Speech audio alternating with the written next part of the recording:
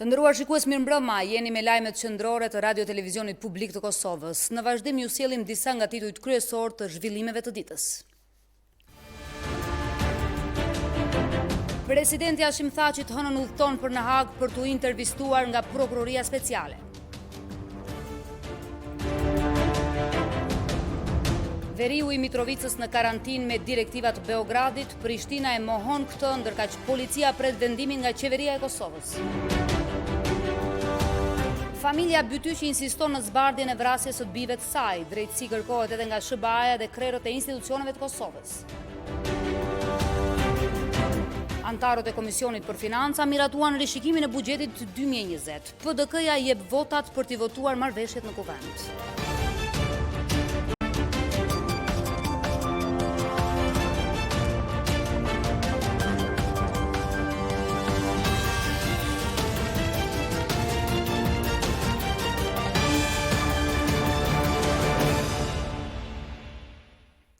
Të nderuar shikues, nisim këtë edicion me lajmin e fundit. Presidenti i vendit Hashim Thaçi ka njoftuar në Facebook se të hënën do të udhtojë për në Hag për t'u intervistuar nga prokurori.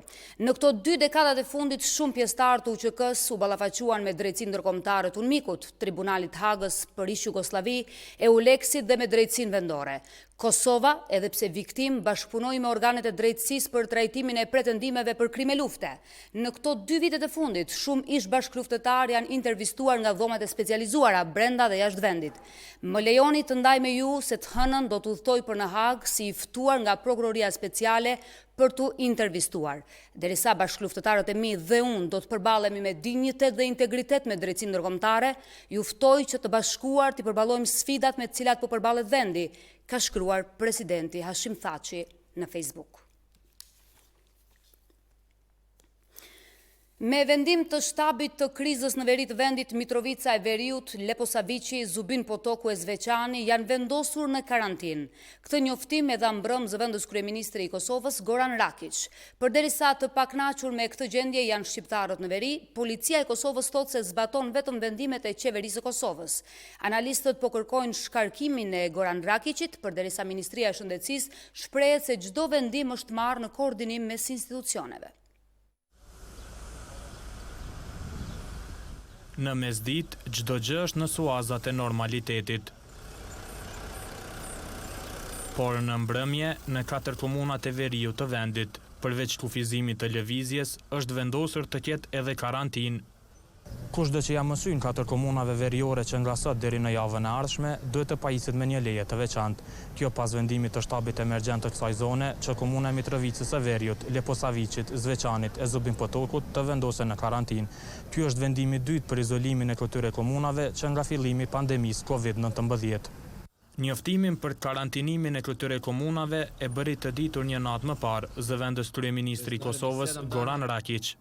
Od 21 uveče do 5 časova ujutru nga ora 21 deri në orën 5 të mëngjesit ndalohen hyrjet-daljet në 4 komunat e pjesës veriore. Ndalimi hyrjes dhe daljes në komunat me veri të Kosovës do të thotë se është marrë masa e karantinës për qytetarët në javën e ardhshme. Këto vendime të shtabit emergjent në veri të udhëhequr nga strukturat paralele u konfirmuan në një komunikat për media nga lista serbe. Aty u tha se serbët do t'i respektojnë vetëm vendimet e presidentit të Serbisë, Aleksandar Vučić. Nga kjo situatë, më së shumti probleme po kanë shqiptarët që jetojnë në veri. Patjetër që duhet me zbatu sirën e kalume. Ai bile kishëm problem për të mjeku dhe menzin kanë shunjem shëqeroshe.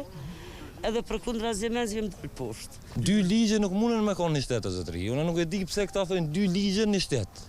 Vjen ligji i Serbisë në tokë Kosovës.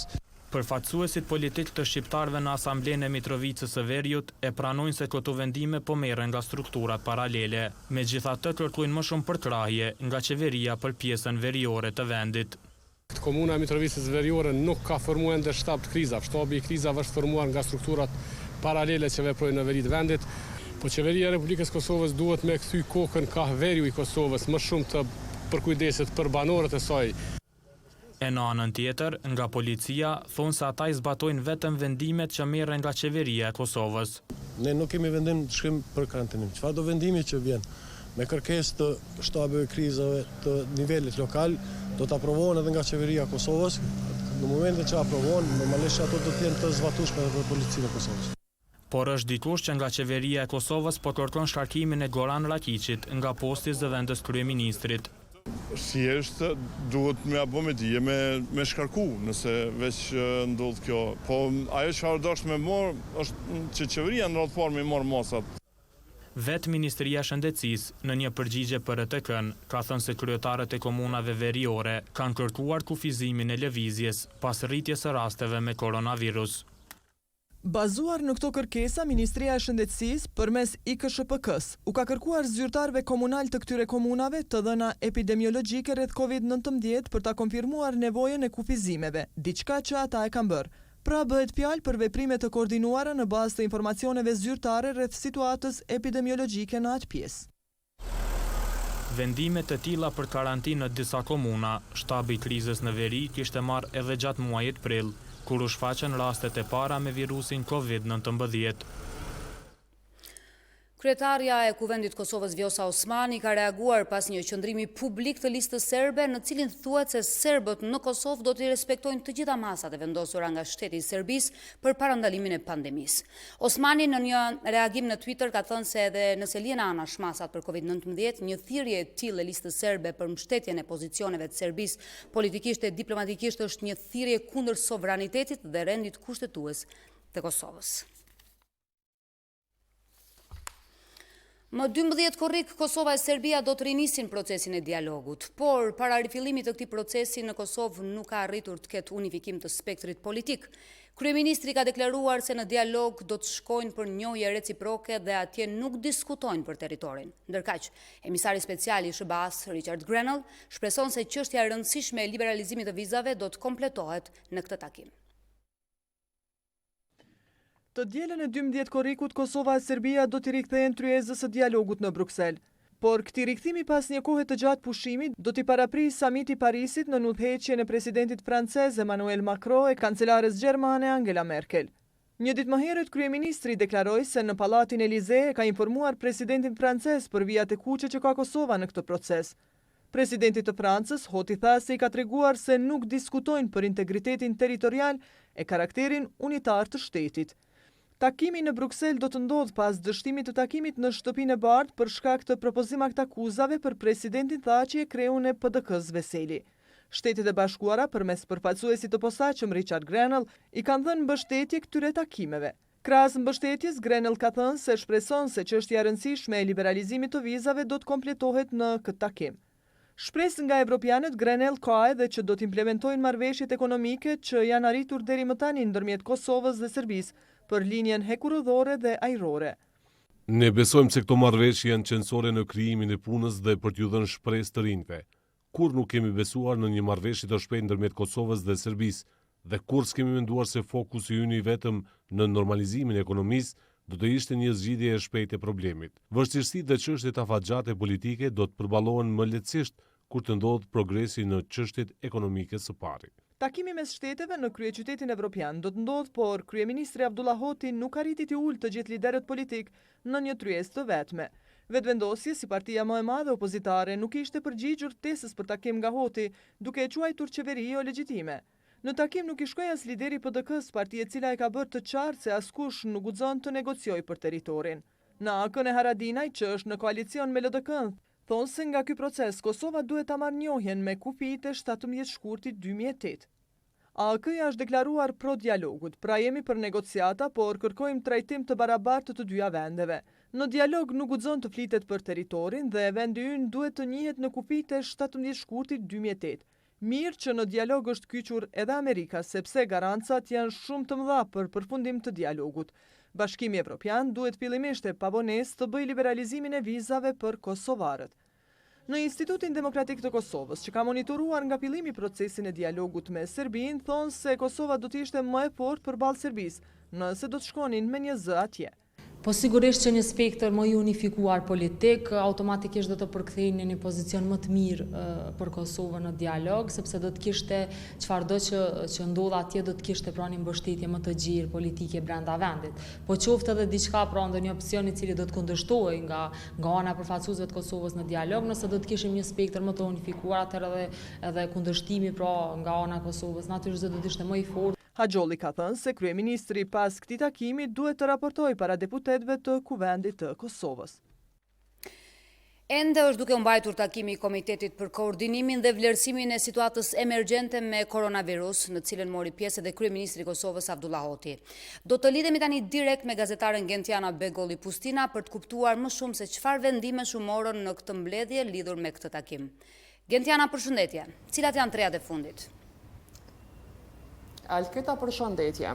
Pra, si që thatë edhe ju, tashmë është duke vazhduar mbledhja në Komiteti për koordinim dhe vlerësim të situatës emergjente me COVID-19 dhe ende nuk ka përfunduar.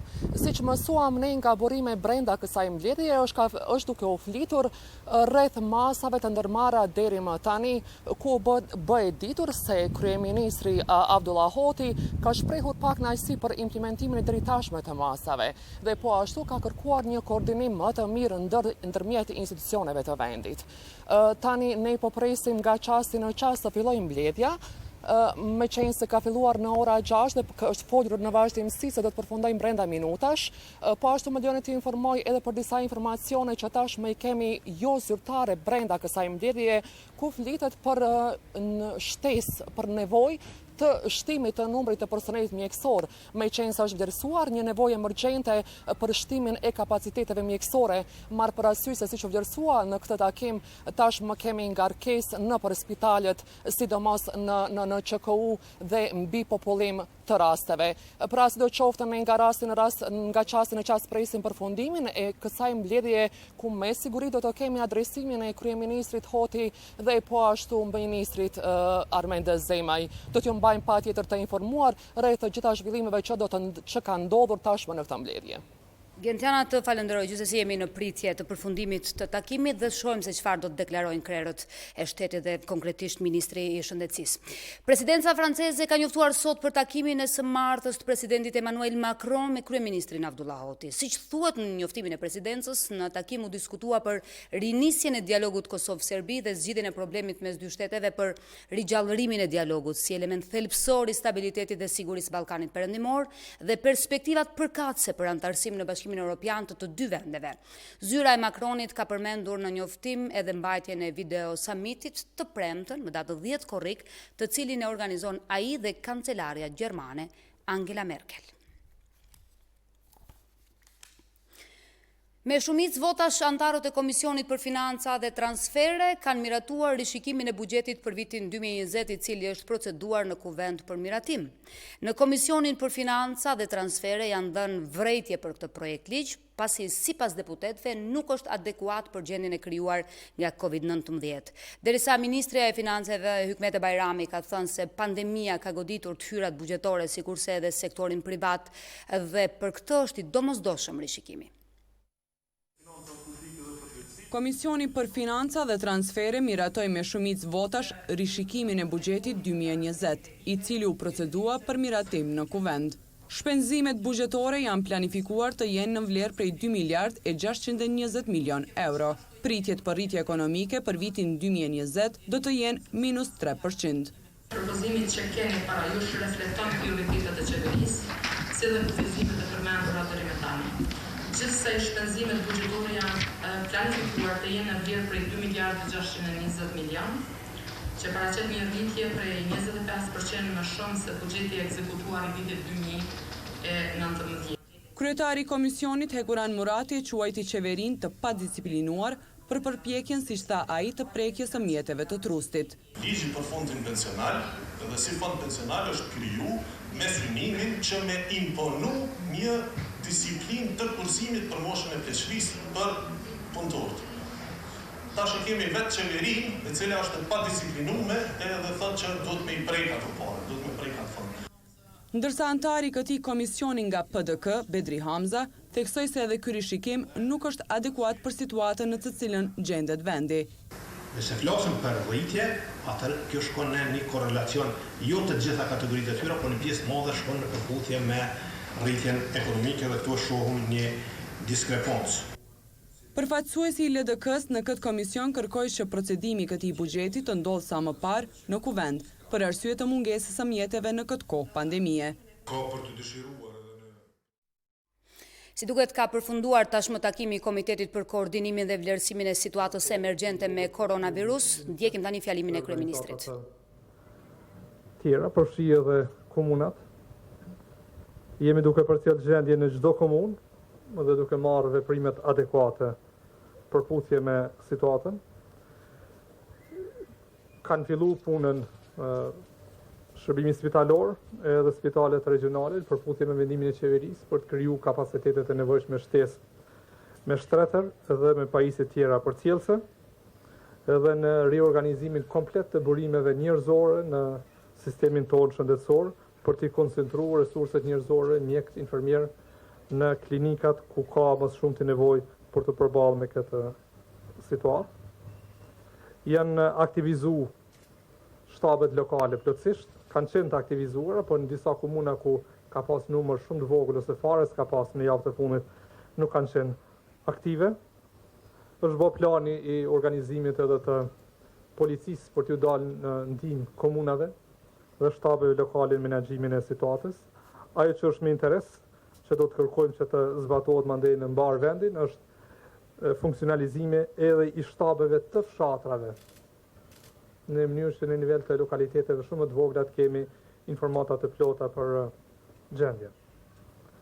Kemi kriju kapacitete shtesë me inspekcion, edhe duke punësu inspektor shtesë, po edhe duke i shtu kapacitetet e inspekcionit sanitar nga shërbimit tjera të inspektimit, dhe tash rezultatet e parave që kemi pa kanë qenë teren, kanë shqiptu dhe gjoba për disa subjekte që nuk i kanë përfillur vendimet e qeverisë.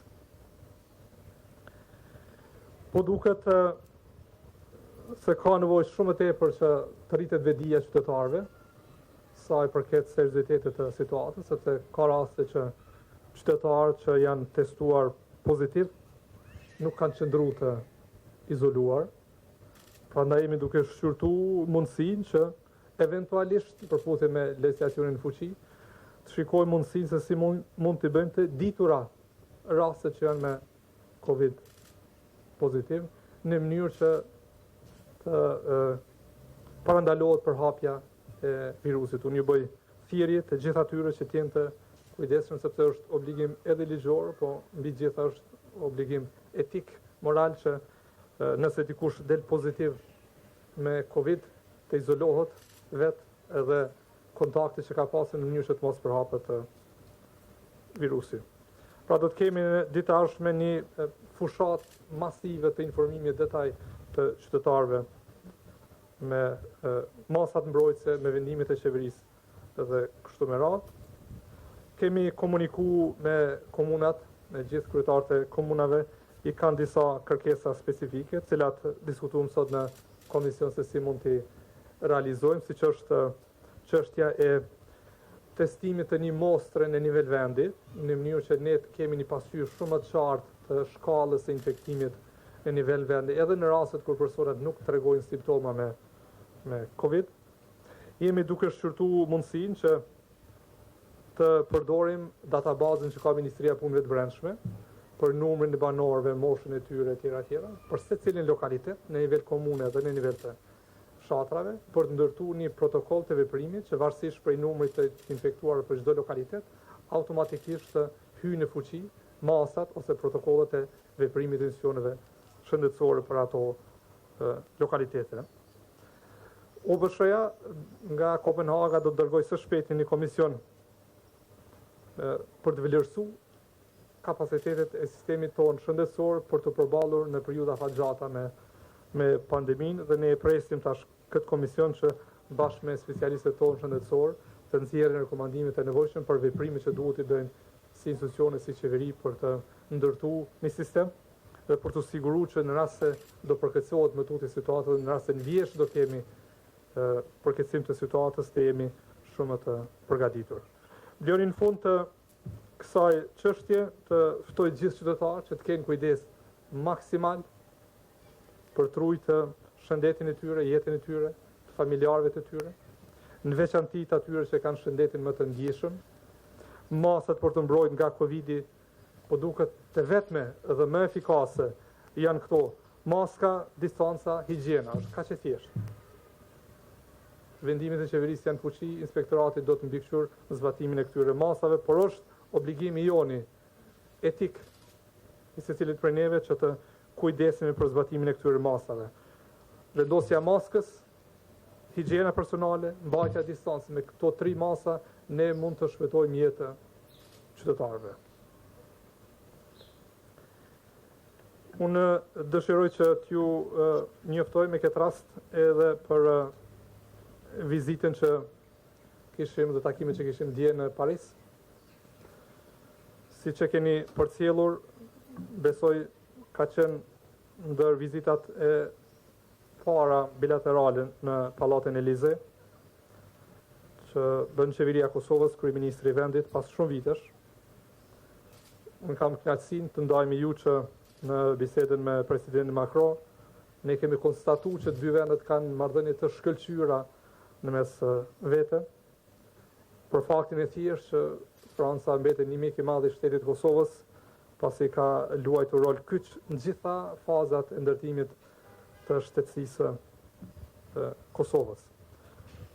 Ajo që është me interes është që Franca mbetet e përkushtuar për perspektiven eurointegruese të gjithë rajonit, përfshirë këtu edhe Kosovën. Jemi dakordu bashkë me presidentin Macron që ne të shkëmbejmë informata 2 qeverit, veçanti të 2 ministrive të punëve të brendshme sa i përket rendit dhe ligjit, për të treguar që shteti i Kosovës, qeveria e Kosovës, institucionet e Kosovës janë partner kredibil për BE-n sa i përket procesit të liberalizimit të vizave. Do të punojmë shumë tash në muajt e ardhshëm për të nxitur rritjen e shkëmbimit ekonomik në mes të 2 vendeve, përfshirë një forum të bizneseve në mes Francës dhe Kosovës që duhet ndodhë diku në vjesht të këtij viti. Unë kam ftuar presidentin Macron për vizitë në Kosovë, ai ka pranuar me kënaqësi ftesën dhe do të bisedojmë pastaj për kohën më të përshtatshme për këtë vizitë. Përveç këtyre takimeve, kam nënshkruar 2 marrëveshje.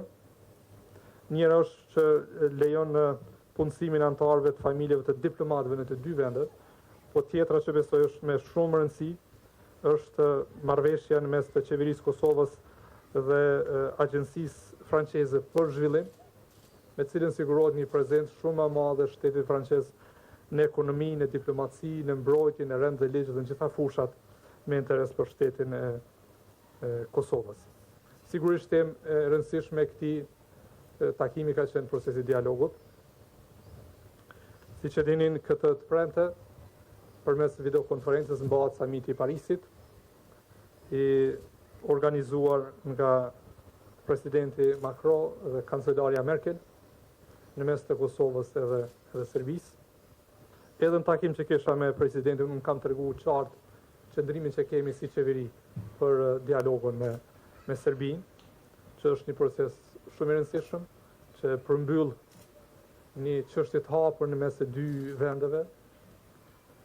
Kam treguar në detaje, kam sqaruar para presidentit, dhe besoj që kisha mirë kuptimin e tij për pozicionin që kemi ne si qeveri, që ne jemi të gatshëm të hyjmë në proces të dialogut, por për një dialog që nënkupton njohje reciproke dhe normalizim të marrëdhënieve në mes të 2 vendeve, sepse është, besoj, mirë kuptimi gjitha palëve që vetëm njohja reciproke përfundimisht e qetëson këtë pjesë të Ballkanit edhe të Evropës, edhe i mundson të 2 vendeve dhe mbar regionit perspektivë euro-atlantike. Unë pres tashme pa durim që të premten fakt të zhvillojmë këtë summit, të prezantojmë qëndrimin tonë shtetëror sa i përket procesit të dialogut, duke treguar përgatitje që kemi bërë për këtë proces, për konsenzusin që kemi kriju sa i përket këtij procesi, edhe për qartësinë që duhet kemi në këtë proces. Për neve, njohja reciproke është i vetmi qëllim i dialogut me Serbinë, normalisht edhe rregullimi ose normalizimi i marrëdhënieve në mes të dy vendeve që duhet të jetë derivat i njohjes reciproke. Faleminderit për vëmendjen. Vazhdojmë me edicionin qendror të lajme me zhvillime të tjera të ditës. Shefi i grupit parlamentar të PDK-s, Bedri Hamza, ka deklaruar se PDK do t'i votojë të gjitha marrëveshjet financiare ndërkombëtare që do t'jenë rendite në seancën e nesërme në Kuvendin e Kosovës. Hamza kritikoi qeverinë e kaluar, por edhe të tashmen për mos përkrajen e duhur ndaj bizneseve. Partia Demokratike e Kosovës do të votojë të gjitha marrëveshjet financiare ndërkombëtare që janë në rendite në seancën e nesërme të Kuvendit të Kosovës. Kështu ka bërë të ditur shefi i grupit parlamentar të PDK-s Bedri Hamza në një konferencë për media. Ai tha se këtë vendim e kanë marrë pas mbledhjes së grupit parlamentar dhe diskutimeve brenda strukturave të partisë. Ne i kemi negociuar një pjesë të marrëveshjeve financiare ndërkombëtare dhe ne nesër në seancën e Kuvendit të Republikës Kosovës do t'i përkrahom dhe do t'japom votën tonë për aprovimin e këtyre marrëveshjeve. Hamza ka kritikuar qeverinë e kaluar për edhe të tashmen, duke thënë se asnjëra nuk arriti të gjejë rrugë ligjore për të përkrahur bizneset dhe qytetarët e Kosovës që janë në gjendje të mjerueshme pas pandemisë COVID-19. Për zbatimin dhe përkrahjen e bizneseve kërkohen ndryshime ligjore, ju ka nevojit 3 muaj ditë ko me u vërtetue se pa ndryshime ligjore nuk munden që procedohen pagesat cilat janë premtu, edhe pse ashtu të vogla. Ai edhe një herë ka ripërsëritur qëndrimet e PDK-s se pa ndryshime ligjore nuk mund të ndihmohet asnjë kategori e bizneseve. Zëvendës kryeministri Besnik Tahiri në emër të qeverisë ka nënshkruar sot vendimin me cilin ka kërkuar nga Kuvendi që në mënyrë urgjente të përshpejtohen procedurat për aprovimin e projektligjit për rimkëmbjen ekonomike pas pandemisë COVID-19. Në këtë kohë, të gjitha vendet po ballafaqohen me pandeminë e cila ka shkaktuar pasojat të mëdha duke marrë jetë njerëzish, njëkohësisht ka penguar edhe lëvizjen e lirë të njerëzve të mallrave dhe ka dobësuar zhvillimin ekonomik. Prandaj, kësaj situate do t'i përgjigjemi me përkushtim dhe vullnet të plot në mënyrë që ne si institucione shtetërore të kryejmë detyrën tonë karshi nevojave të qytetarëve tanë, ka thënë zëvendës kryeministri Tahiri. Tutje qeveria pret bashkëpunim nga Kuvendi dhe të gjitha partitë parlamentare. Ministrja e Jashtme Meliza Aradina Stubla ka pritur sot në takim ambasadoren e Izraelit me mision në Beograd, Alona Fisher-Kam, me cilën e ka falenderuar për angazhimin konstruktiv në ngritjen e raporteve mes Izraelit dhe Kosovës. Në këtë takim, ministrja Aradina Stubla tha se ka mirëpritur gatishmërinë e ambasadores Kam për asistencën ndaj Kosovës në menaxhimin e luftës kundër COVID-19 dhe theksoi se avancimi i bashkëpunimit shumë dimensional i mbetet për kushtimin e përbashkët i të dyja vendeve.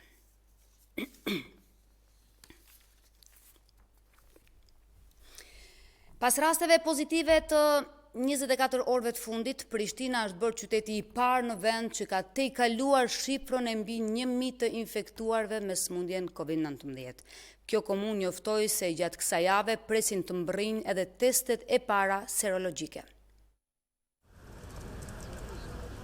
Prishtina është bërë qyteti i parë me mbi 1000 raste me koronavirus. Nënkryetari i komunës së Prishtinës, Muhedin Nushi, thotë se pavarësisht të rritjes së numrit të personave të infektuar, kjo komunë është në gjendje të menaxhojë situatën. Ai thotë se pas 2 jave presin stabilizim të numrit të infektuarve. Deri te kjo rritje e numrit të infektuarve ka ardhur pikërisht duke nga mos respektimi i rekomandimeve të dalë nga IKSHP-ja, Ministria e Shëndetësisë dhe Komuna e Prishtinës. Prandaj ne vetë si qytetar kemi faj pse kemi ardhur në këtë situatë. Ai shtoi se komuna e Prishtinës po ashtu pret që gjatë kësaj jave të mbërrijnë testet të para serologjike. Ne po shpresojmë që gjatë kësaj jave të marrim, domethënë sasinë e parë të testeve, edhe sipas diskutimit edhe me kryeministrin javën e kaluar, jemi zotuar se ato testet e para do t'i bëjmë te punëtorët e komunës. E mbrëm në RTK, drejtoresha e pulmologjisë Rukie Mehmeti foli për situatën me koronavirus. Na ishin shumë të mirë, në kohën kur na u dha mundësia edhe u përmbajtëm daljeve, ju përmbajtëm të gjitha rregullave të cilat u kërkuan prej neve. Dhe na ty pas besim në popullin, sa ata do të vazhdojnë Me këtë fillum lirimin e masave.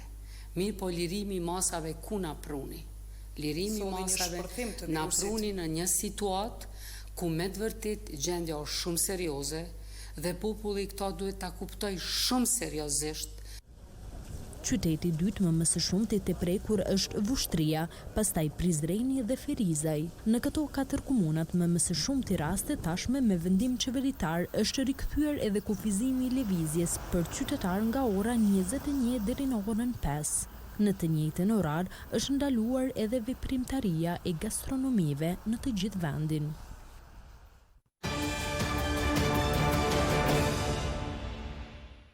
Profesori i Universitetit të Oxfordit dhe autori i librit për UÇK-n, James Pettifer, ka reaguar ndaj publikimit të inicimit akt akuzës kundër presidentit të Kosovës Hashim Thaçi dhe kryetarit PD-s Kadri Veseli.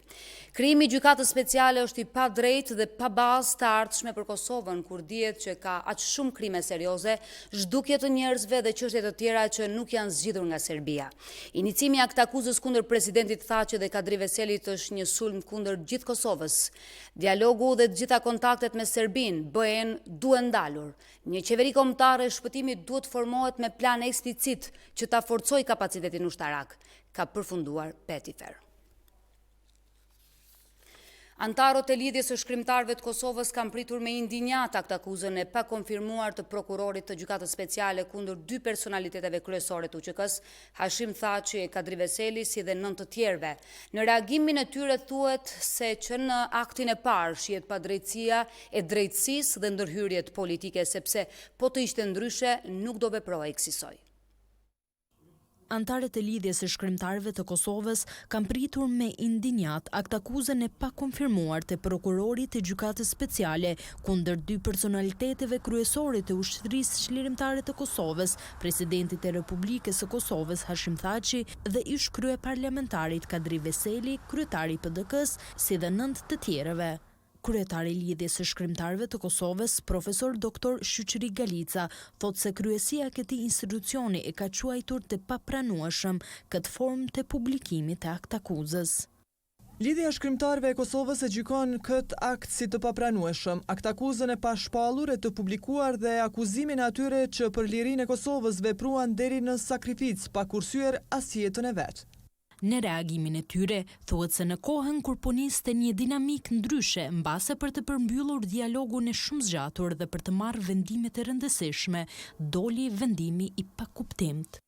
Ndodh një akt i tillë për çudi në çastet kur pritej një nismë e rëndësishme për marrëveshje me Republikën e Serbisë për bisedime me ndërmjetësimin e Shteteve të Bashkuara të Amerikës. Për habin jo vetëm të popullit ton, kur po niste një dinamik ndryshe mbase për ta përmbyllur dialogun e shumë zgjatur dhe për të marrë vendime të rëndësishme, papritur del njoftimi pa kuptim që nuk ka ndodhur dhe diku tjetër në botë. Vërtet nuk ka ndodhur askund në botë që të akuzohen çlirimtarët e të mos fajsohen agresorët e shtypsit, ata që kanë bërë krime makabre, që kanë marrë dhe kufomat e i kanë hedhur në ujërat e gropat serbe për të humbur gjurmët e krimeve.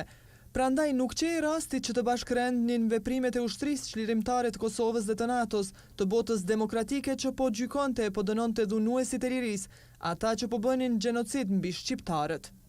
Në reagimin e lidhjes së shkrimtarëve të Kosovës, theksohet se UÇK-ja ishte masive, një vendosmëri e papar e shqiptarëve, një heroizëm që nga luftrat e Skënderbeut deri në luftën e lavdishëm për lirit, që pas një shekulli pushtimi të arrin të dalin nga prangat serbe me shumë sakrifica. Kjo gjykat, që nga fillet e saj u gjykua nga shumë kush, nisi nga kreu i UÇK-s, nga ata që dhanë gjithçka për lirinë e këtij vendi. Hashim Thaçi, Kadri Veseli e të tjerë ishin antarët të shtabit të përgjithshëm të UÇK-s, emrat që kanë mbrojtur popullatën nga krimi duke u kundërvënë atij, sepse forcat serbe padyshim nuk kanë kursyer asnjë moshë për të treguar barbarinë e tyre.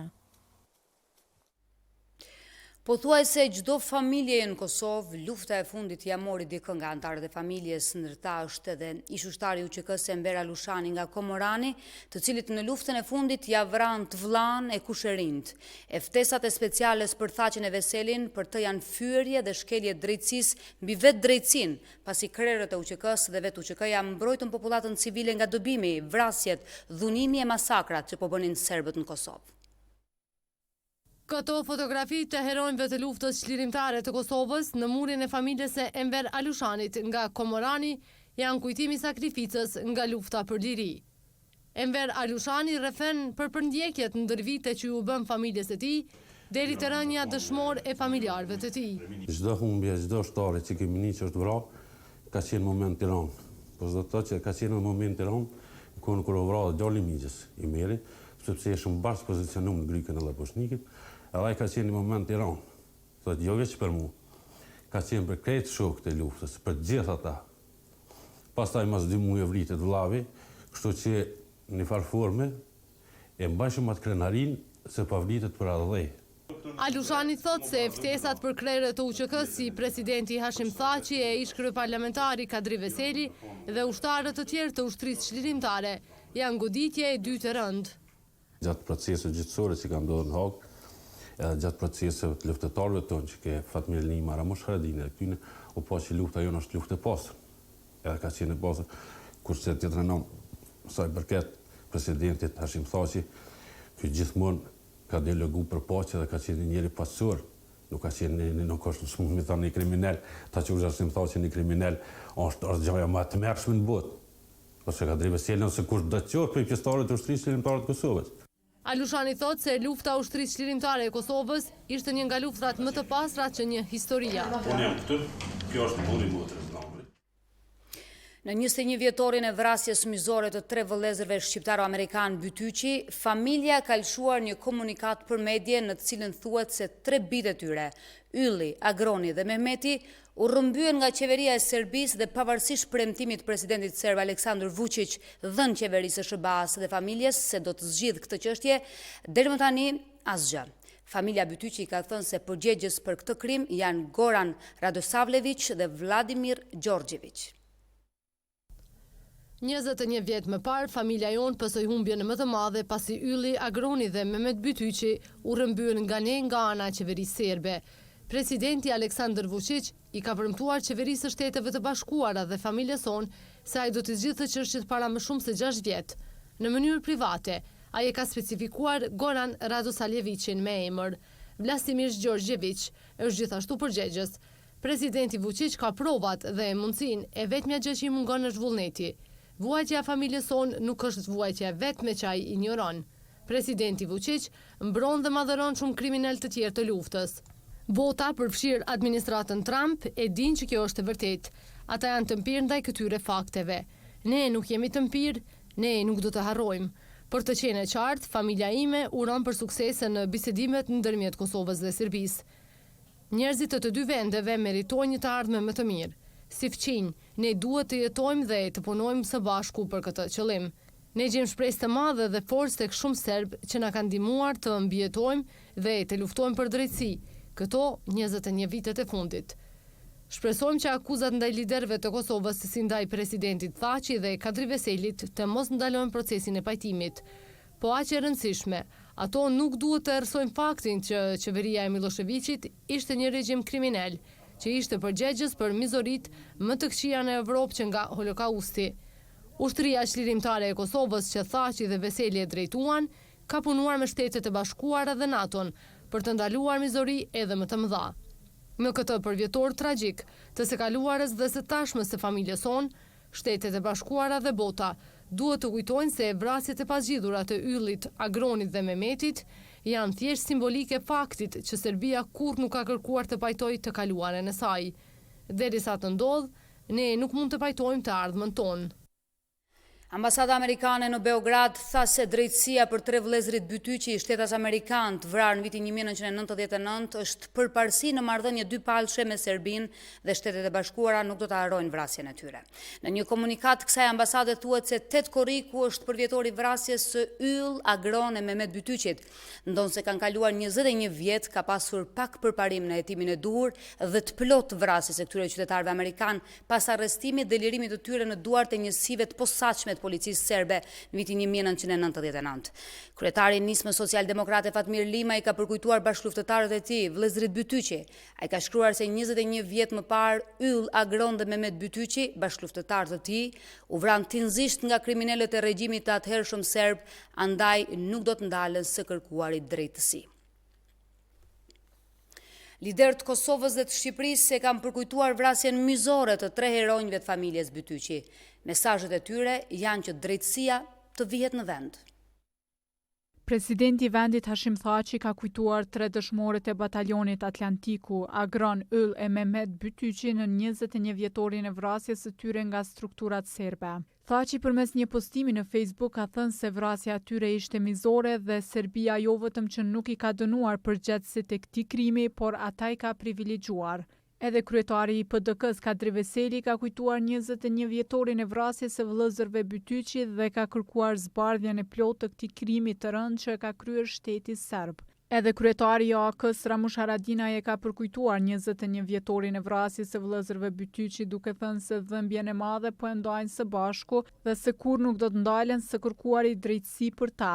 Kryetari i Nismës Fatmir Limaj gjithashtu i ka përkujtuar vrasjen e Yllit, Agronit dhe Mehmet Bytyqit duke thënë se pavarësisht se janë bërë 21 vjet, kryesit e këtij krimi ende nuk kanë dalë para drejtësisë. Presidenti i Shqipërisë Ilir Meta ka kujtuar 3 dëshmorët e batalionit Atlantiku, Agron, Yll e Mehmet Bytyqi në 21 vjetorin e rënies. Meta tregon se kombi shqiptar i nderon me respekt dhe mirënjohje kujtimi vëllezërit Bytyqi duke kërkuar edhe drejtësi për ta. Në fund të luftës në vitin 1999, 3 shqiptaro-amerikanët, Yll, Agron dhe Mehmet Bytyqi, u vranë pabesisht nga ushtria e policisë serbe. Trupat e tyre u dërguan në Petrovoselo në Serbinë lindore.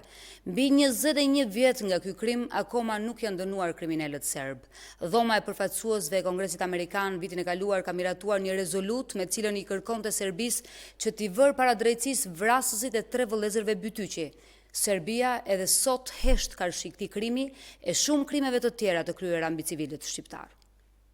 Në mesin e mira personave të vrarë gjatë luftës në Kosovë janë edhe 3 vëllezërit Bytyqi nga Prizreni me shtetësi amerikane, të cilët u vranë në korrik të vitit 1999 në Serbi. Fight for Kosovo. Ylli, Agron dhe Mehmet Bytyqi ishin pjesëtarë të ushtrisë lirimtare të Kosovës, të cilët në vitin 1999 fillimisht u arrestuan nga policia serbe, kurse disa ditë më pas ishin gjetur të vrarë në një varrezë masive në Petrovoselo në Serbinë lindore. Mehmet Bytyqi, Agron Bytyqi, Ylli Bytyqi. Ndonë se kanë kaluar 21 vjet nga vrasja e vëllezërve Bytyqi, deri sot nuk ka asnjë të dënuar për këtë krim.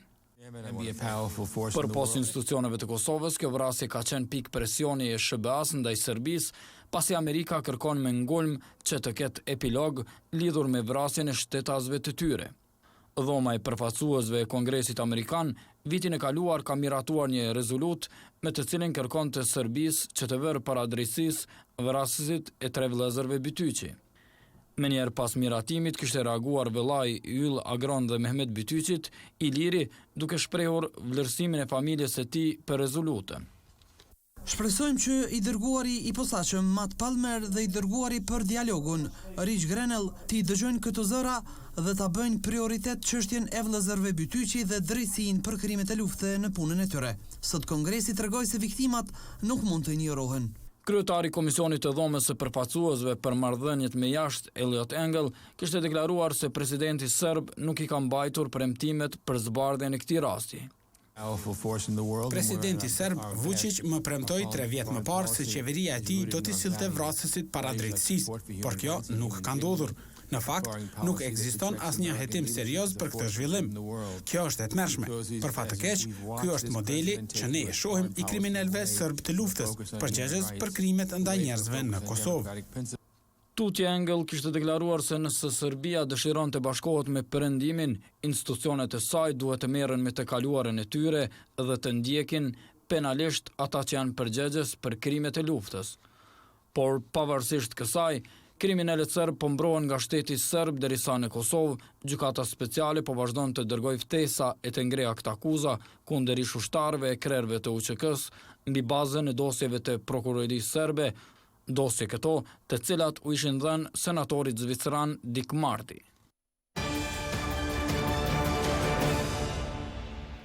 U Ua përcjell tani edhe materialin e fundit për këtë edicion qendror lajmesh, përfshirja anëtarëve të rinj në grupin punues për procesin e vettingut që vjen nga sistemi gjyqësor dhe ai prokurorial ka bërë që 7 anëtarë të grupit ekspertëve të pavarur të japin dorëheqje.